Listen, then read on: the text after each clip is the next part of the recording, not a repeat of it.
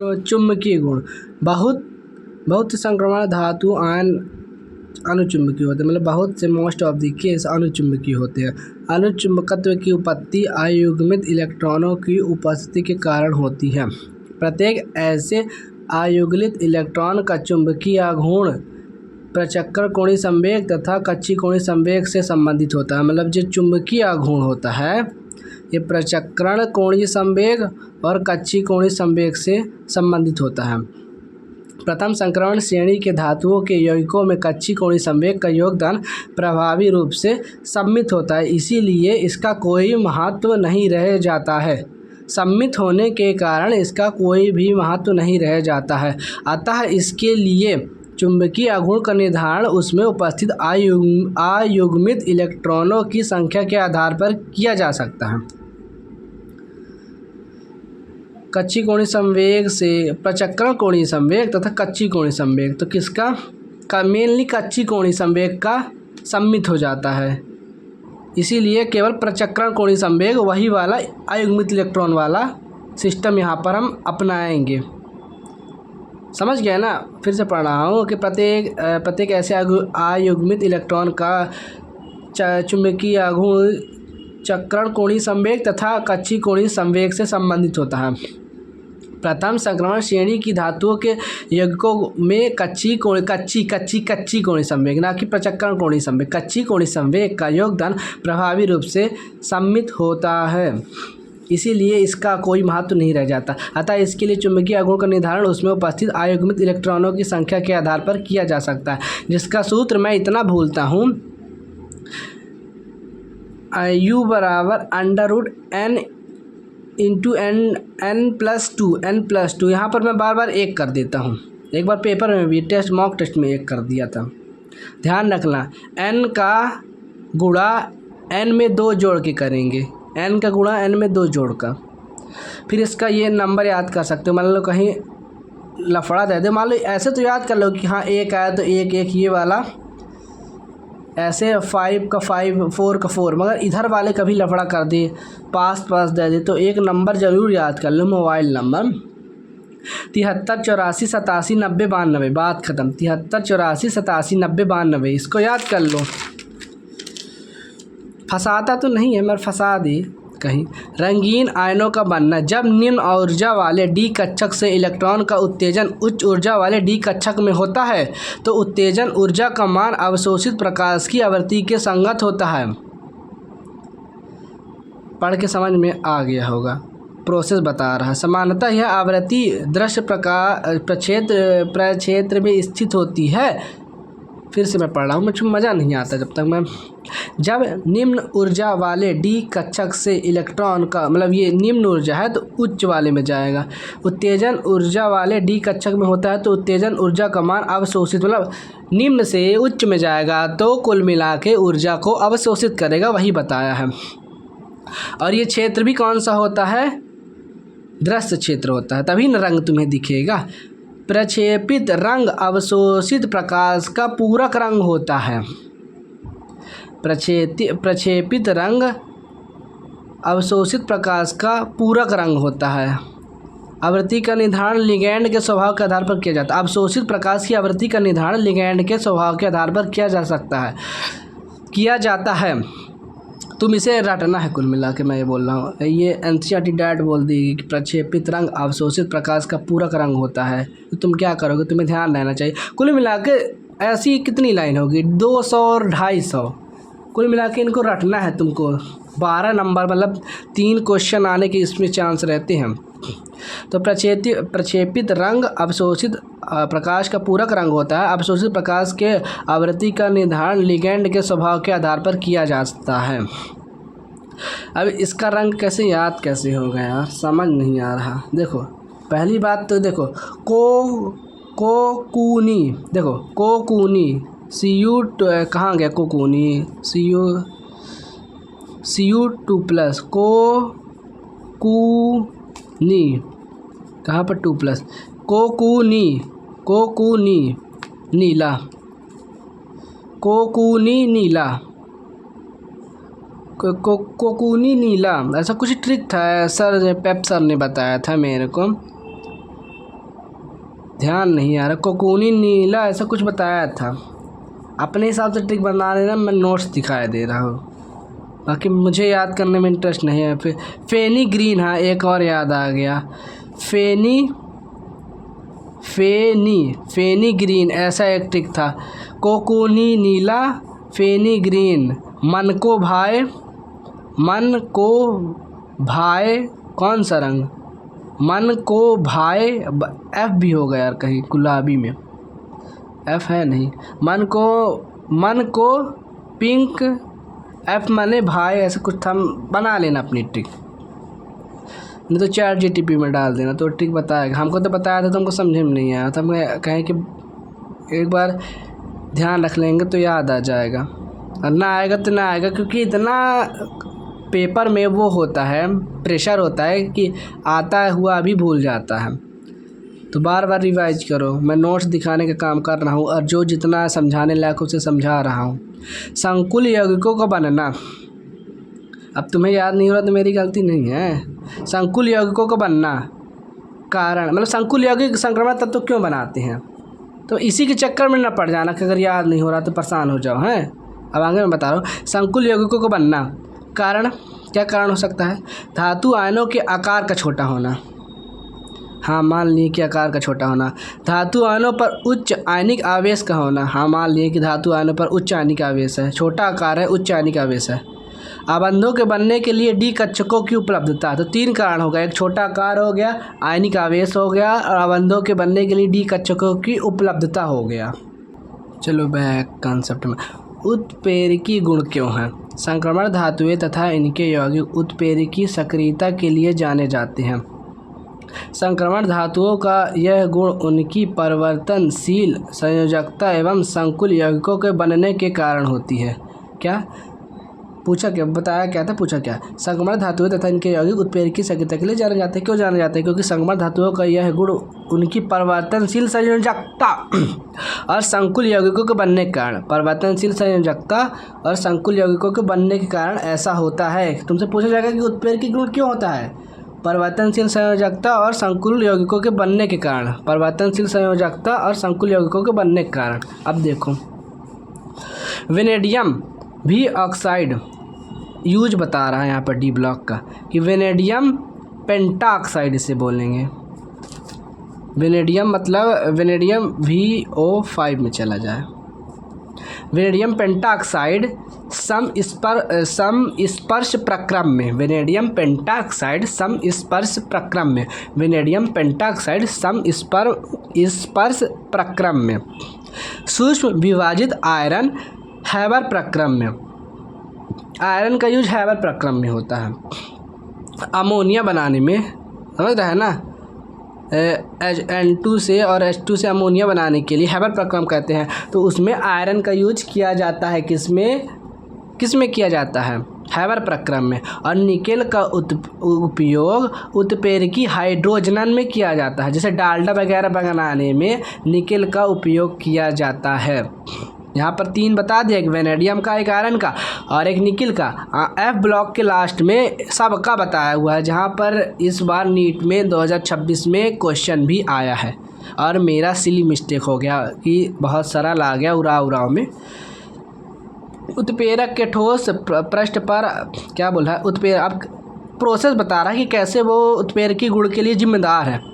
उत्प्रेरक के ठोस पृष्ठ पर अभिकारक के अणुओं तथा उत्प्रेरक की सतह के परमाणुओं के बीच आबंधों की रचना होती है। उत्प्रेरक के ठोस पृष्ठ पर बोले तो डी ब्लॉक के तत्वों पर, वही न उत्प्रेरक है, तो उसकी पृष्ठ पर अभिकारक के अणुओं तथा उत्प्रेरक की सतह के परमाणुओं के बीच आबंधों की रचना होती है।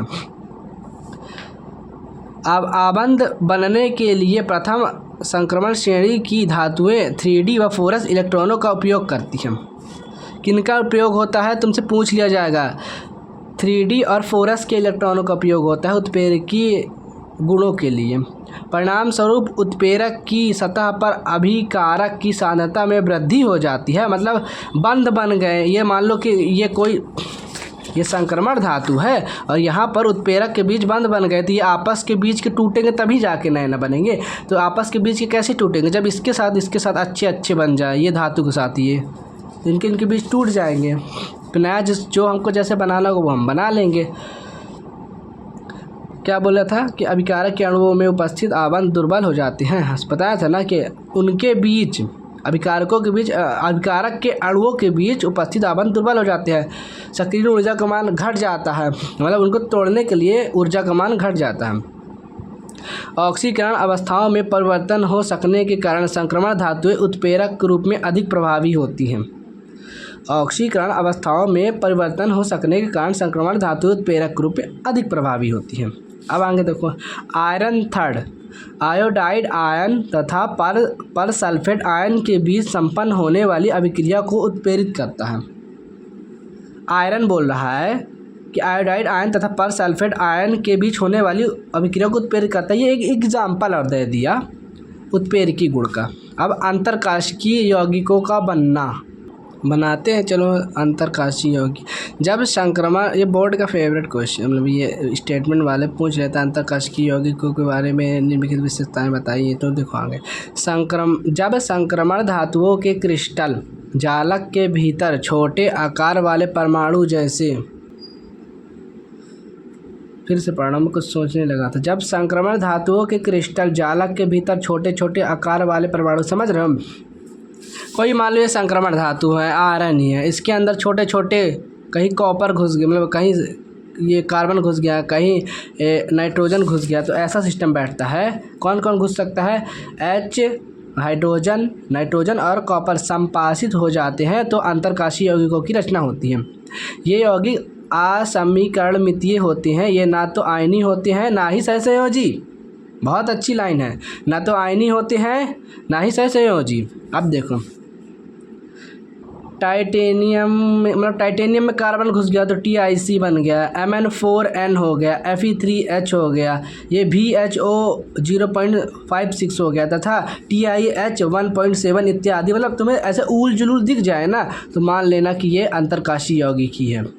इत्यादि। हाँ, उद्धृत सूत धातुओं की कोई सामान्य ऑक्सीकरण अवस्थाएं प्रदर्शित नहीं करती। समझ रहा है, ऊल जुलूल प्रदर्शित। ये 1.7 क्या है, 0.7 क्या है, तो कैसे प्रदर्शित करेगा कि इसकी ऑक्सीकरण अवस्थाएं क्या है? 2.6, कभी 1.7, ऐसा कुछ प्रदर्शित कर रहा है। अंतरकाशीय यौगिकों के गलनांक उच्च होते हैं।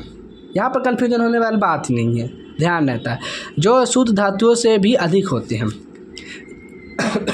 ये अति कठोर होते हैं, यहाँ तक कि कुछ बोराइडों की कठोरता लगभग हीरे की कठोरता के समान होती है। इन यौगिकों की धात्विक चालकता सुरक्षित रहती है। इन यौगिकों की मतलब ये धातुओं का, मतलब ये इलेक्ट्रॉन, मतलब क्या बोल रहा हूँ, करंट का चालन भी करते हैं अंतरकाशीय यौगिक। रासायनिक रूप से अंतरकाशीय यौगिक निष्क्रिय होते हैं। तुम इसकी रिएक्शन कराओगे ना किसी से, तो ये जैसे मेटल की रिएक्शन किसी अम्ल से कराने पर हाइड्रोजन गैस निकलती है, परंतु इनके केस में ये नहीं है, ये ऐसे ऐसे कर देंगे। चलो निकलो। मिश्र धातुओं का बनना। मिश्र धातुएं, अब देखो मिश्र धातुएं कैसे बनती हैं। ये डी ब्लॉक के केस में मिश्र धातु समांगी ठोस विलयन हो सकते हैं, जिनमें एक धातु के परमाणु दूसरी धातु के परमाणुओं में अनियमित रूप से वितरित होते हैं। गजब, पक्का इसमें आ जाए ना तो दिमाग लगा दें कुछ लोग। नियमित होता है, नियमित होता है, नहीं को अनियमित रूप से वितरित होते हैं। अब देखो, मिश्र धातुओं की रचनाएं उन परमाणुओं द्वारा होती हैं। मिश्र धातुओं की रचनाएं उन परमाणु द्वारा होती है जिनकी धात्विक त्रिज्या 15 का अंतर हो। मान लो कि कोई धातु, मान लो कि आयरन ले लो, ये अगर 85 में है ना तो इससे 15 कम कर लो, क्या आएगा 15 कम में? 70 ले लो, और इधर क्या ले लो? 100 ले लो। तो इनके बीच होने चाहिए, 70 और 100 के बीच होने चाहिए, प्लस माइनस 15 इसे कहते हैं। संक्रमण धातुओं के अभिलाक्षणिक गुण तथा उनकी त्रिज्याओं में समानता के कारण संक्रमण धातुओं द्वारा मिश्र धातुओं की रचना सफलतापूर्वक होती है। क्या क्यों होती है? अभिलाक्षणिक गुण तथा उनकी त्रिज्याओं में समानता के कारण। अभिलाक्षणिक गुण, संक्रमण धातुओं के अभिलाक्षणिक गुण तथा उनकी त्रिज्याओं में समानता के कारण ऐसा इसीलिए होता है। तुमसे डायरेक्ट दोनों करे ऑप्शन में करके पूछ लिया जाए, दोनों ऑप्शन में दे दे, तो इसे ध्यान रखना कि अभिलाक्षणिक गुण तथा उनकी त्रिज्याओं में समानता के कारण संक्रमण धातुओं द्वारा मिश्र धातुओं की रचना सफलतापूर्वक होती है। फेरस मिश्र धातु सबसे सुपरिचित मिश्र धातु है। तुमसे पूछ लिया जाए कि कौन सबसे ज़्यादा सुपरिचित मिश्र धातु है, तो फेरस। अब देखो, क्रोमियम, वेनेडियम, टंगस्टन, मोलिब्डेनम तथा मैग्नीज का उपयोग विभिन्न प्रकार के स्टील, स्टेनलेस स्टील के उत्पादन किया जाता है। अरे यार याद कैसे होगा यार, कि क्रोमियम था, वेनेडियम था, टंगस्टन था, मोलिब्डेनम था और मैग्नीज था।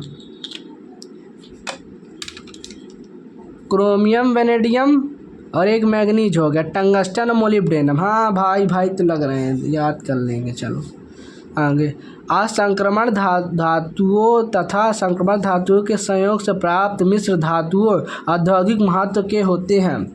समझ गए ना? संक्रमण और असंक्रमण धातुओं के बीच जो मिश्र धातुएं बनती है वो औद्योगिक महत्व की होती हैं, ध्यान रख लेना।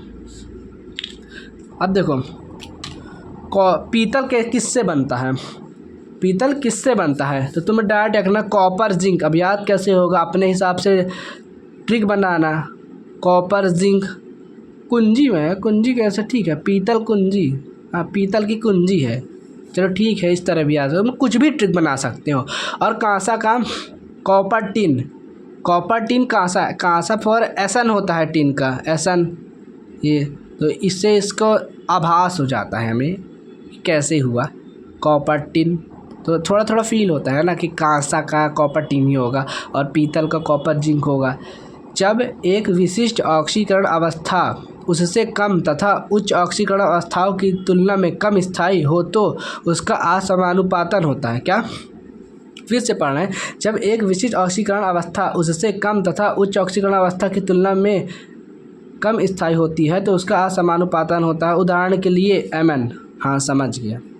जैसे Mn जो है, Mn6 है, ये Mn6 है, +6 है, तो ये +7 में जा सकता है और +2 में जा सकता है, तो इसीलिए इसका असमानुपातन हो जाता है, क्योंकि इससे अधिक ये दोनों स्थायी है। तो वही ये स्टेटमेंट मतलब आ सकता है। फिर से एक बार पढ़ो, जब एक विशिष्ट ऑक्सीकरण अवस्था उससे कम तथा उच्च ऑक्सीकरण अवस्थाओं की तुलना में कम स्थायी होती है, मतलब अगर और उच्च चला जाए उसके अपेक्षा कम, +7 की अपेक्षा ये कम स्थायी है ना, और +2 की अपेक्षा भी ये कम स्थायी है। मतलब ध्यान से तुम पढ़ना, इसको रोक के मैं जो बोला फिर फील करना। असमानुपातन होता है। हाँ, उदाहरण के लिए मैग्नीज +6 जो है ऑक्सीकरण अवस्था, मैग्नीज +7, ये +7 तथा मैग्नीज ये 4 है ना, मैग्नीज +4 की तुलना में अम्लीय माध्यम में कम स्थायी है। अच्छा ये बोल रहा है कि ये Mn6 जो है ना, ये मैग्नीज +7 और मैग्नीज ये 4 है, 4 की अपेक्षा अम्लीय माध्यम में कम स्थायी है। असमानुपातन हो गया है।